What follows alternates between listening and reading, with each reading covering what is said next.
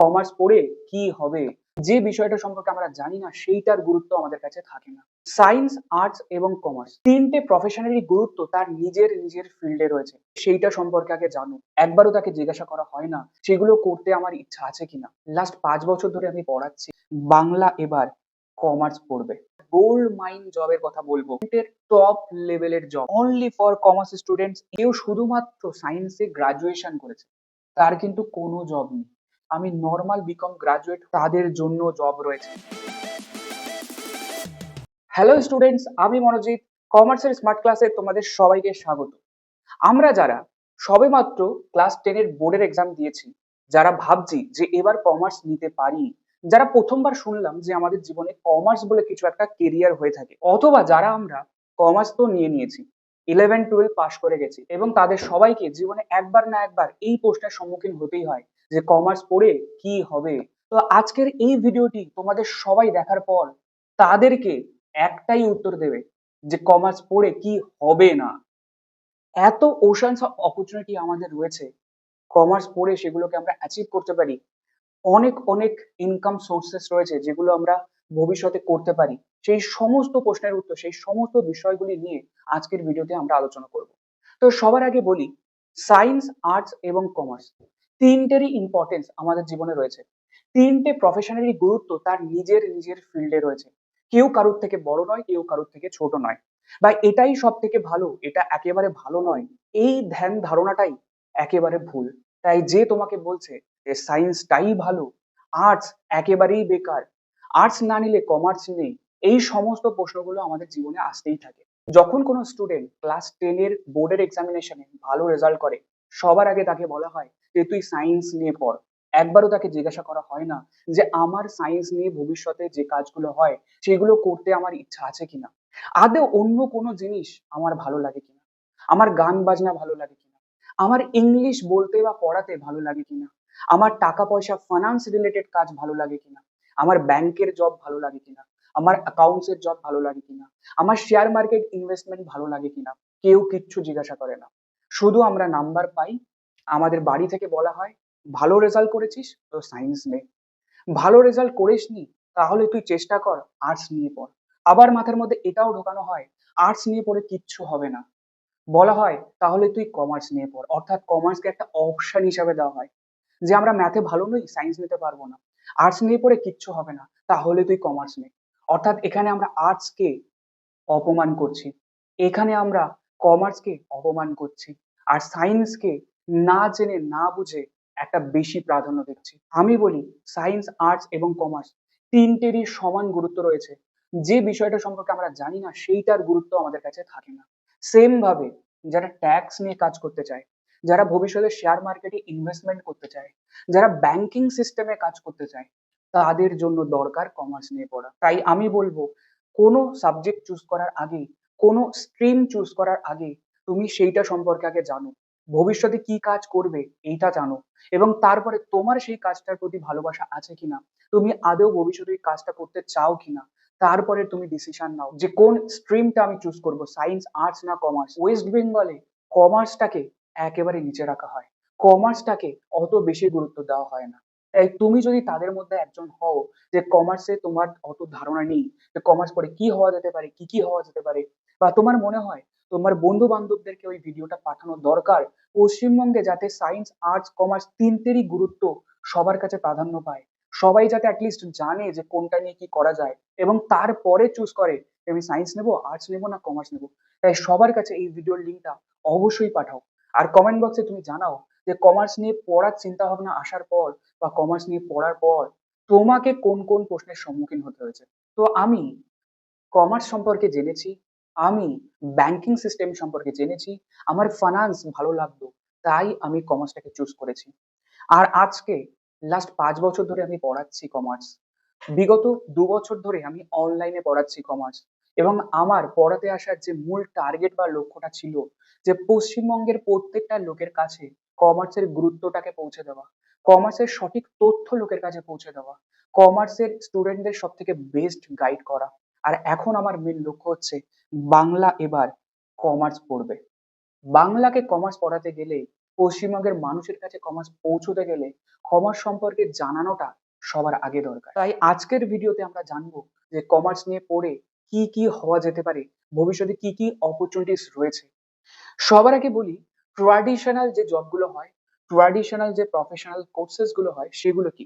ইন্ডিয়াতে সব থেকে গুরুত্বপূর্ণ, ইন্ডিয়াতে সব থেকে ফেমাস তিনটে যে প্রফেশনাল কোর্স রয়েছে ফর কমার্স স্টুডেন্টস, সেটা হচ্ছে সিএ, সিএস এবং সিএমএ। যারা সিএ পাস করেছে, চার্টার্ড অ্যাকাউন্টেন্ট, তাদের ইনিশিয়াল স্যালারি 7 থেকে 12 লাখ পর্যন্ত হয়ে থাকে এবং সেটা এক্সপিরিয়েন্সের সাথে আস্তে আস্তে তোমার কিন্তু 40 লাখ পার অ্যানাম পর্যন্ত স্যালারি যেতে পারে যদি তুমি কোনো বিজনেস বা কোনো কোম্পানির সিএফও বা পার্টনার লেভেলে জব পাও।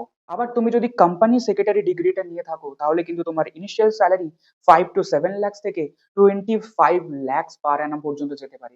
এবং সেম ভাবে কস্ট অ্যান্ড ম্যানেজমেন্ট অ্যাকাউন্টেন্ট যারা সিএমএ করছে তাদেরও কিন্তু স্যালারি 4 to 7 লাখ ইনিশিয়ালি এবং সেটা অ্যাজ পার তোমার এক্সপিরিয়েন্স 30 লাখ পার অ্যানাম অব্দি কিন্তু যেতে পারে। এই তিনটে ডিগ্রির মধ্যে তুমি যেটাই করো না কেন, বছরে তোমার ইনকাম মোটামুটি 5 থেকে 10 লাখ টাকা ইনিশিয়াল লেভেলেই কিন্তু তোমার স্যালারি হতে পারে।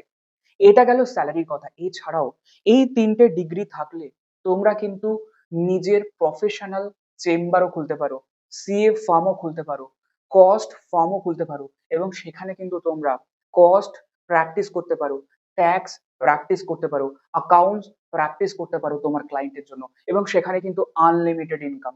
তোমার যত বেশি জিএসটি ক্লায়েন্ট হবে, তোমার যত বেশি ট্যাক্স অ্যাকাউন্টসের ক্লায়েন্ট হবে, তোমার কিন্তু ইনকাম তত বাড়তে থাকবে, অর্থাৎ ইনকাম কিন্তু আনলিমিটেড। এবার এই কোর্স সম্পর্কে আমরা ডেডিকেটেড নেক্সট একটা ভিডিওতে আলোচনা করব। সিএ কিভাবে হওয়া যায়, সিএমএ কিভাবে হওয়া যায় এবং সিএস কিভাবে হওয়া যায় বা কাদের জন্য করা উচিত, কিভাবে করব। এরপর যাদের ফাইন্যান্স বা ইনভেস্টমেন্ট রিলেটেড কাজ করতে ভালো লাগে, যাদের শেয়ার মার্কেট ভালো লাগে, তাদের জন্য কিন্তু দুটো ইম্পর্টেন্ট ফিল্ডস রয়েছে। তুমি ইনভেস্টমেন্ট ব্যাংকার হতে পারো, আর ইনভেস্টমেন্ট ব্যাংকারদের জন্যই কিন্তু প্রত্যেকটা ব্যাংক চলছে। কারণ আমরা যে টাকা ব্যাংকে জমা দিচ্ছি, ব্যাংকে ইনভেস্টমেন্ট ব্যাংকার বলে একজন অ্যানালিস্ট থাকে, একজন ইম্পর্টেন্ট ব্যক্তি থাকে, যিনি কিন্তু আমাদের টাকাগুলোকে নিয়ে কোথায় ইনভেস্ট করা হবে, ব্যাংক টাকা নিয়ে করবেটা কি, এই সমস্ত ডিসিশন, অর্থাৎ বলতে পারো ব্যাংক চালাচ্ছে যার ডিসিশনে, সে হচ্ছে ইনভেস্টমেন্ট ব্যাংকার। কারণ ইনভেস্টমেন্ট ব্যাংকার ওই টাকাগুলো নিয়ে যদি ভুল ডিসিশন নেয় তাহলে ব্যাংক বন্ধ হয়ে যেতে পারে। আবার ইনভেস্টমেন্ট ব্যাংকার যদি সঠিক ডিসিশন নেয়, ব্যাংক কিন্তু অনেক বড় হতে পারে, তোমার ইনকাম কিন্তু অনেক বেশি হতে পারে। তাই এই ইনভেস্টমেন্ট ব্যাংকার প্রত্যেকটা দেশের ব্যাংকিং সিস্টেম এবং যে কোনো ইনভেস্টমেন্ট রিলেটেড কোম্পানির জন্য মোস্ট ইম্পর্টেন্ট একটা জব। এবং এই ইনভেস্টমেন্ট ব্যাংকারদের ইনিশিয়াল ইনকাম 10 থেকে 15 লাখ পর্যন্ত হয়ে থাকে এবং সেটা কিন্তু 50 লাখ পার অ্যানাম কিন্তু ক্রস করতে পারে তোমার এক্সপিরিয়েন্স অনুযায়ী। এছাড়াও তুমি পোর্টফোলিও ম্যানেজার হতে পারো, অর্থাৎ লোকের টাকা তুমি শেয়ার মার্কেটে কিভাবে ইনভেস্ট করবে সেটা ম্যানেজ করার জন্য পোর্টফোলিও ম্যানেজার হয়।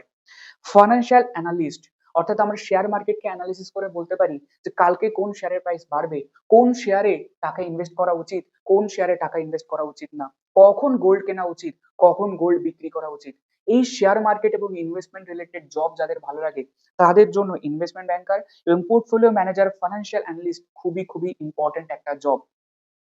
ইনভেস্টমেন্ট পোর্টফোলিও ম্যানেজার এবং ফাইন্যান্সিয়াল অ্যানালিস্টদের জন্য ইনিশিয়াল ইনকাম 5 to 9 লাখ পর্যন্ত হতে পারে ফ্রেশার্সদের জন্য এবং এটা বেড়ে কিন্তু 20 লাখ প্লাস হতে পারে অ্যাজ পার ইউর এক্সপিরিয়েন্স। এরপর যারা কম্পিউটার রিলেটেড, টেকনোলজি রিলেটেড কাজ করতে পছন্দ করে তাদের জন্য বেশ কিছু সেগমেন্ট। যারা কম্পিউটার অ্যাপ্লিকেশন নিয়েছে, যারা ভবিষ্যতে এআই রিলেটেড কাজ করতে চায়, যারা ভবিষ্যতে টেকনোলজি রিলেটেড কাজ করতে চায়, তাদের জন্য ইম্পর্টেন্ট হচ্ছে কমার্সের একটা ডেটা এবং বিজনেস অ্যানালিসিস, অর্থাৎ বিজনেসের যত ডেটা থাকে সেগুলোকে অ্যানালিসিস করা। এই রিলেটেড কিন্তু একটা জব রোল হয় যার নাম হচ্ছে ডেটা এবং বিজনেস অ্যানালিস্ট। তাদের ইনকাম মোটামুটি 6 থেকে 12 লাখ পর্যন্ত হয়ে থাকে বছরে।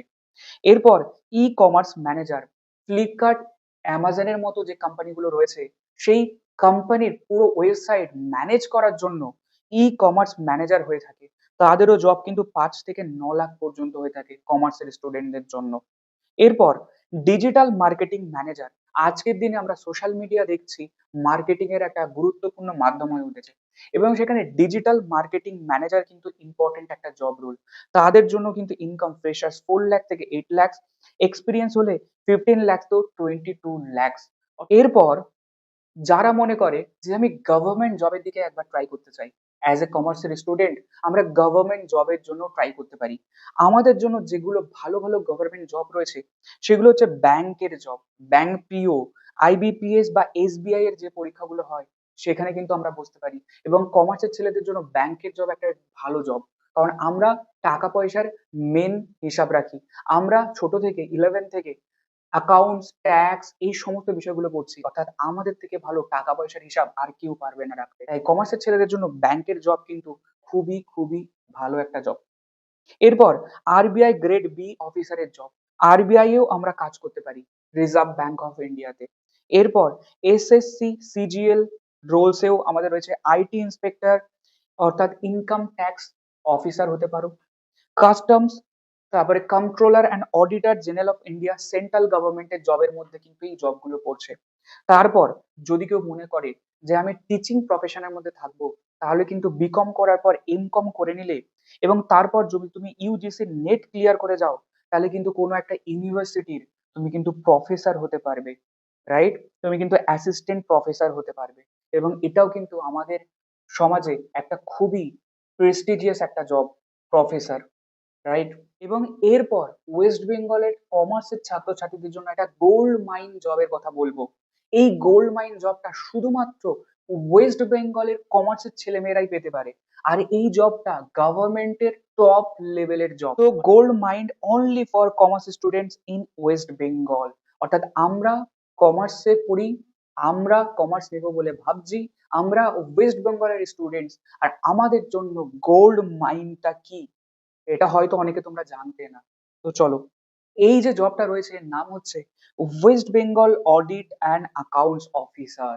অর্থাৎ পশ্চিমবঙ্গ গভর্নমেন্টের যে অডিট অ্যান্ড অ্যাকাউন্টস ডিপার্টমেন্ট রয়েছে সেখানে কিন্তু ট্রেজারি অফিসার হওয়া যেতে পারে এবং ফাইন্যান্সের বিভিন্ন ডিপার্টমেন্টে জব পাওয়া যেতে পারে। আর এই জবটা ওয়েস্ট বেঙ্গল গভর্নমেন্টের টপ গ্রেডেড জব। এই জবটা শুধুমাত্র কমার্সের স্টুডেন্টরাই পেতে পারে। অর্থাৎ তুমি কমার্স নিয়ে পড়াশোনা করেছো, তোমরাই শুধু বুঝতে পারবে। সায়েন্স বা আর্টস এর ছেলেমেয়েরা কিন্তু এই গভর্নমেন্ট জবে কিন্তু বুঝতে পারবে না। তাই কিন্তু এখানে কম্পিটিশনও কম। আর যেহেতু কমার্সের জব, তাই কমার্সের সাবজেক্ট গুলো নিয়েই কিন্তু পরীক্ষা হবে। তাই আমাদের জন্য বেস্ট গভর্নমেন্ট জব ওয়েস্ট বেঙ্গলে অডিট অ্যান্ড অ্যাকাউন্টস। এই জবের স্যালারি মোটামুটি 50 থেকে 70 হাজার হয়ে থাকে ইনিশিয়ালি এবং সেটা কিন্তু আস্তে আস্তে বাড়তে থাকে। এবং এটা যেহেতু টপ গ্রেডেড এ গ্রেডের জব, তাই ওয়েস্ট বেঙ্গলে তোমার কিন্তু প্রায়োরিটি সব থেকে বেশি থাকবে গভর্নমেন্টের জন্য, গভর্নমেন্ট অফিসারের জন্য।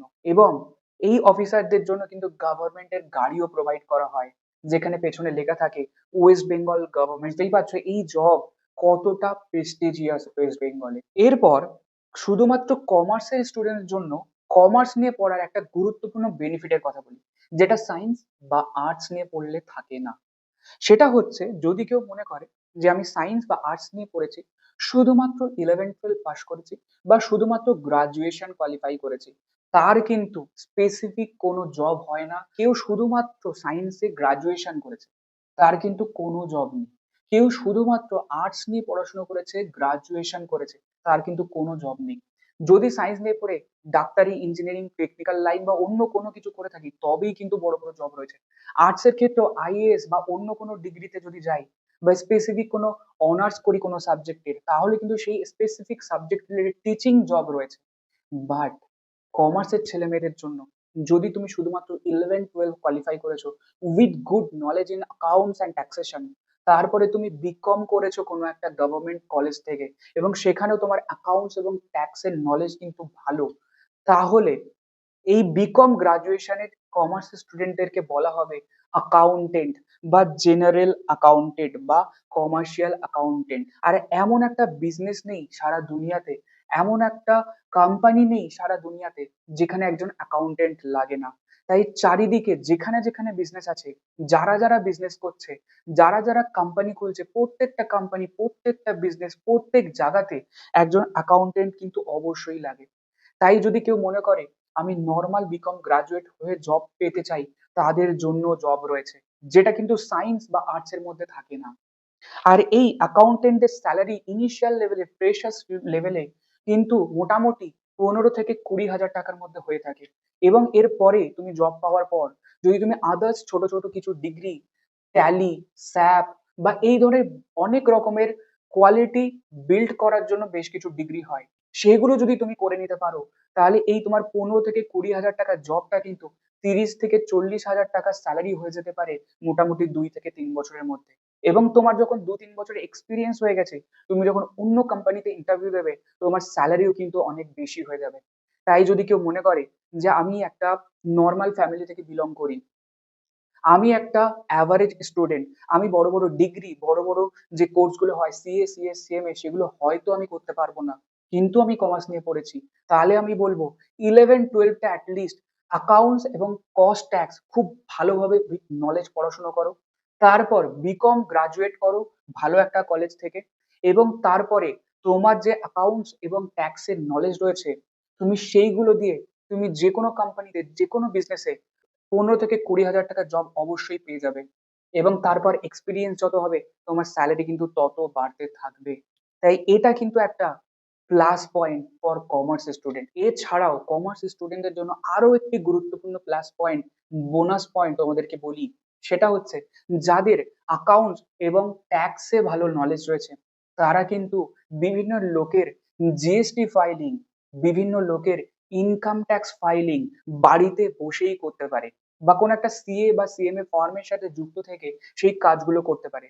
তোমার কোথাও জব করার দরকার নেই, তোমার কোথাও যাবার দরকার নেই। ক্লায়েন্ট তোমার বাড়িতে এসে তার ইনকাম ট্যাক্স ফাইল করতে বলবে, ক্লায়েন্ট তার বাড়িতে এসে জিএসটি ফাইল করতে বলবে। তুমি শুধু বাড়িতে বসে 50-100টা ক্লায়েন্ট ধরে রাখবে, তোমার মাসে ইনকাম 50 থেকে 1 লাখ টাকা হবে মোটামুটি। জিএসটি ফাইলিং এর জন্য কিন্তু মিনিমাম 1,000 টাকা পার মান্থ চার্জ করা হয়। এবং যদি বড় ক্লায়েন্ট হয়, 5 থেকে 10 হাজার টাকাও কিন্তু চার্জ করা হয় এক একটা ক্লায়েন্টের জন্য। তাহলে এক মাসে যদি তোমার 50টাও ক্লায়েন্ট থাকে আর 1,000 টাকা করে যদি চার্জ নাও, তাহলেও কিন্তু 50,000 টাকা ইনকাম শুধুমাত্র ইনকাম ট্যাক্স ফাইলিং বা জিএসটি ফাইলিং থেকে। আর এই বোনাস ফিল্ডটা শুধুমাত্র কমার্সের ছেলে মেয়েদের জন্যই রয়েছে। তাই এত বড় বড় অপরচুনিটি থাকা সত্ত্বেও এরপরে তোমাকে যদি কেউ বলে যে কমার্স নিয়ে পড়ে কি হবে, তুমি তাদেরকে শুধু একটাই কথা বলবে, কমার্স নিয়ে পড়ে কি হবে না, কমার্স ছাড়া দুনিয়া চলবে না। আপনার পকেটে যে টাকাটা রয়েছে, সেইটাই হচ্ছে ফাইন্যান্স। আর সেই ফাইন্যান্সের ফিল্ডে প্রত্যেক জায়গাতে কমার্সের ছেলে মেয়েদের ইম্পর্টেন্স রয়েছে। তাই এই ভিডিওটা, এই তথ্যগুলো যদি তোমার হেল্প করে থাকে, তোমার প্রত্যেকটা বন্ধু বান্ধব, ফ্যামিলি মেম্বার্স, প্রত্যেককে ভিডিওটা অবশ্যই শেয়ার করো। এবং কমেন্ট বক্সে অবশ্যই তুমি জানাবে যে এই তথ্যগুলো তোমাকে কতটা হেল্প করবে কমার্সের ফিউচার কেরিয়ারের জন্য।